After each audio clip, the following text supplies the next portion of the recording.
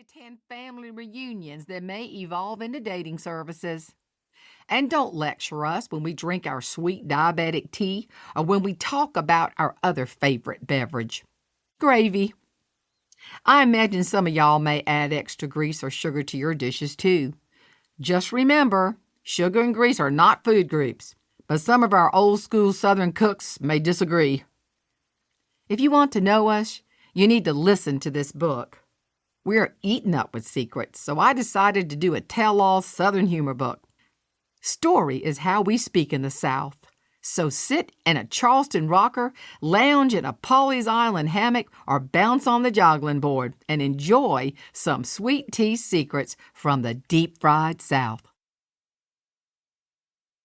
Introduction. A Southern lady. Someone who has a pitcher of tea at the ready. Always writes a thank you note. Knows pearls match everything. Grows her own tomatoes and bakes pies for her neighbors. Believes in monograms, mason jars, and mind and manners. Is always a blessing to someone. When I read this description to my husband, Thomas, he gave me the sarcastic look that only a seasoned Southern husband understands after years of marriage. And of course, he was correct.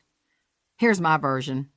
A Johns Island Southern woman, someone who has a pitcher of artificially sweetened tea at the ready with an optional wedge of lemon. Always writes a thank you note that does not have the words thank you on the front of the note. Wears pearl earrings, but has been told since she was a child that it is not proper for ears to be pierced before age 16. Loves picking vine-ripened tomatoes grown only by her daddy. Knows that no one will ever be able to make Tootsie shrimp pie. Believes in limited use of monograms for clothing, shoes, and purses. Says yes, ma'am, and yes, sir, until the day she dies. Always refers to her parents as mama and daddy. Finally, if you do all of this, you will be a blessing to your Southern family for generations if you can keep a secret. 'Cause frankly, my dear, storytelling is our legacy. Many in our Southland refer to these tales as therapy. Jane Jenkins Herlong. Part 1. Thank the good Lord they built the bridge. Chapter 1. Gullah Gullah, Johns Island.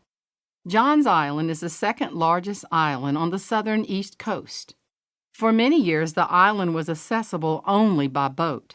My grandfather Goompa always said, "Thank the good Lord they built the bridge," since up until then, no one dared marry outside the family. Actually, we didn't have a choice. There was no bridge to get to the other side of the Stono River, so there was no way to infuse new blood into the family. I guess you could say our family tree looked more like one of those wreaths you see in a cemetery someone forgot to prune. My family takes pride in being island people, and our island has its own heartbeat.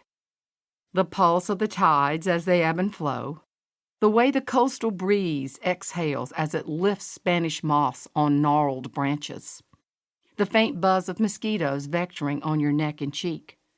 All these sounds remind us that our island is alive. You won't find much low-country tranquility on the downtown Charleston Peninsula.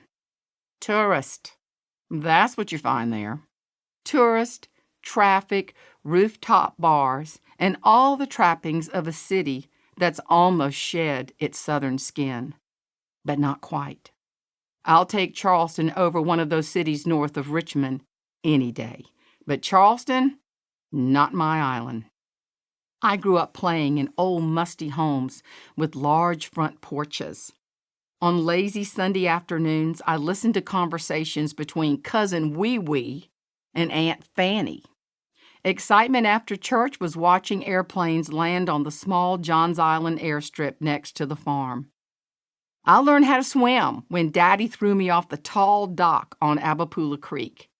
He tossed my siblings and me into the water when the tide was coming in so we could drift down to the metal ladder attached to the floating dock. I went crabbing, fished, and went bogging in the pluff mud on low tide.